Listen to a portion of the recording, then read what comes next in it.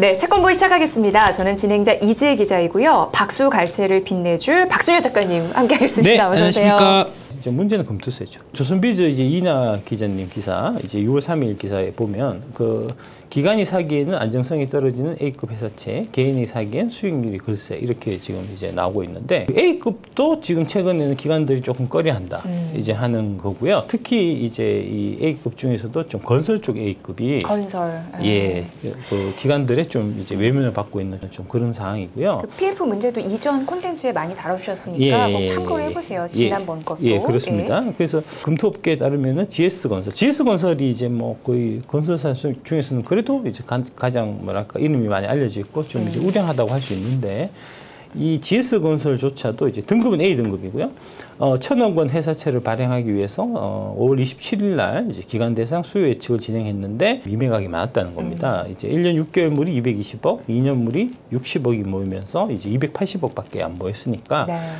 그러면은 대략 720억 정도는 이제 자금의 빵꾸가 이제 난 거잖아요. 그러니까 이거는 이제 결국은 PF 문제에 이제 그 금융기관들이 좀 더 뭐랄까 보수적으로 좀 이제 접근하고 있는 이제 기관 투자자 사이에서 건설채 기피 현상이 지금 나타나고 있는데 이제 그런 것 때문에 좀 그런 것 같고요. 2월 달에 신용 등급이 A+ 부정지역에서 A 안정적으로 이제 하향 조정된 이제 이 부분도 투자 심리를 좀 위축시켰다. 이제 그렇게 볼 수 있고요. 네. 그러면 결국은 이제 리테일로 돌려갖고 이제 소화를 시켜야 되는데 일단 5%대 한 후반 정도 금리예요. GS건설이. 그러니까 예금금리가 한 3% 정도 할 겁니다. 5% 후반대면 GS건설이면 조금 손이 좀 갈만도 한데 확실히 금투세에 좀 영향이 있는 것 같아요. 그러니까 이제 채권 투자하게 되면은 이제 금투세 대상이 되니까 GS건설 같은 경우가 채권 신용 등급이 상향돼 갖고 자본 차익이 생기면 그것도 과세가 되니까 골치 아파지잖아요. 지금 이제 최근에 얘기 나오는 게 계속해서 자녀 명의로 뭐 이렇게 했을 때 이제 뭐 100만 원 넘으면은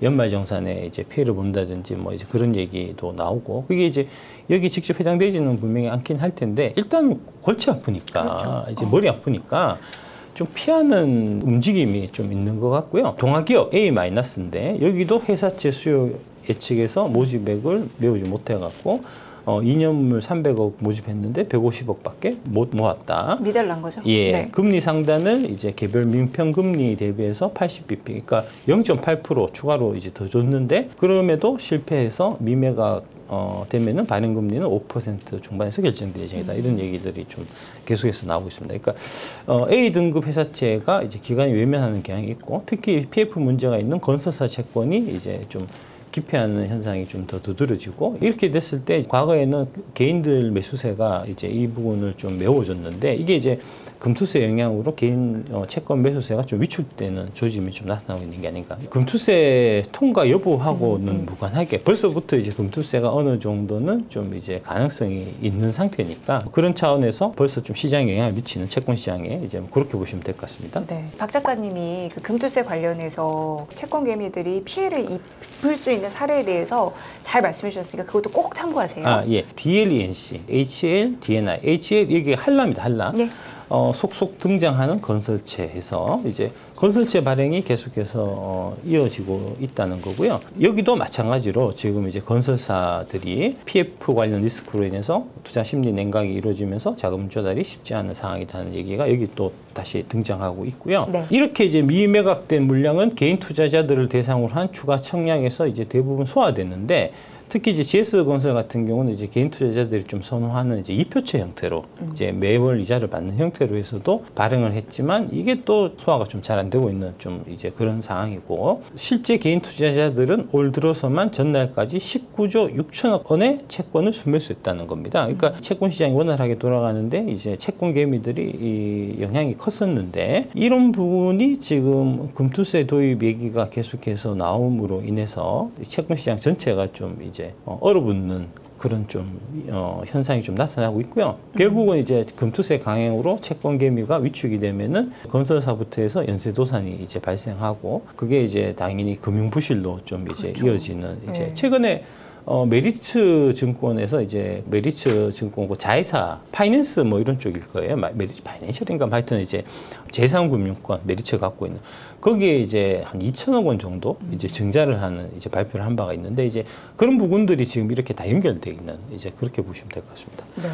회사채 자금 조절 안 되면은 굉장히 어려운 상황에 맞닥뜨리게 되는 거죠. 그렇죠. 예, 예, 그렇죠.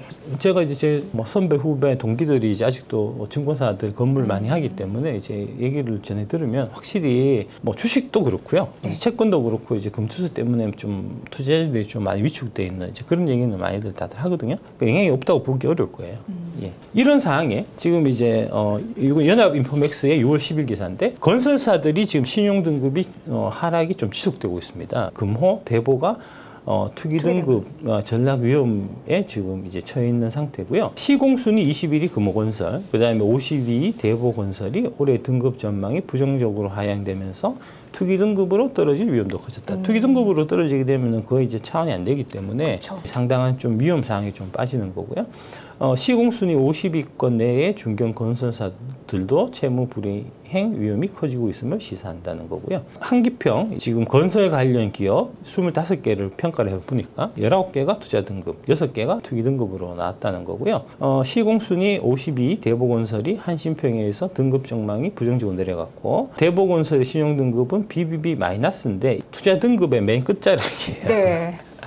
간단합니다. 금호건설과 같이 한 단계만 더 떨어지면 투기 등급으로 내려간다. 한신평이 평가하는 20개 건설사 중에서 투기 등급은 현재 1개뿐이고요. 올해 신용 등급 전망이 내려간 곳은 금호건설, 대보건설 이외에도 시공순위 27위 한신공영이 있는데 한신공영은 지난해 6월에 신용 등급이 BBB 플러스에서 BBB로 이미 한 단계 내려간 바 있다. 이제 그런 얘기고 표를 한번 보시면 네. 신용 등급 지금 하락된 게 이제 태왕 ENC, 동광건설, 신세계건설, GS건설 이런 것들이 지금 신용 등급이 여기 보시듯이 이제 다 이렇게 이제 하락을 했고요. 그 다음에 이제 신용 등급 전망이라는 게 또 있잖아요. 이거 그렇죠. 좀 예비적인 성격인데, 예. 여기에 한신공영, 대보건설, 금호건설 등이 신용 등급 전망이 좀 하락되는 이제 이런 상황이라는 거죠. PF 문제가 지금 우리 경제에 뭐 하나의 내관이 될 수 있는데 그 문제를 해결하기 위해서라도 지금 금투세 문제는 하루빨리 좀 매듭이 지어져야 되는 좀 심각한 상황이라는 얘기죠. 계속 이렇게 미루다가 건설사들 연쇄 부도나고 금융권까지 파급 영향을 미치고 한 이후에 금투세를 폐지하게 되면 이거는 이제 말 그대로 소일구 외양간 고치는 격이니까 이제 소가 있을 때 항상 얘기하셨던. 예. 그래서 소 있을 때 이제 외양간을 고치는 게 좀 현명하지 않겠나 싶고요. 하여튼 좀 문제인 것 같습니다. 이제 그렇고 올해 1분기에 채권 순상한 규모가 가장 컸던 업종도 이제 건설이라는 겁니다. 회사채 만기 대비 발행 규모가 그만큼 작았기 때문이고 부동산 PF 위험에 노출된 캐피탈 업종, 아까 말씀드렸던 메리츠 아마 그게 이제 캐피탈 업종일 거예요. 네. 이제 여기도 마찬가지로 1분기 회사채가 이제 순상한, 그러니까 발행한 것보다 상한한 게 더 컸다는 거니까 자금 문제가 좀 빡빡하게 돌아가고 있는 이제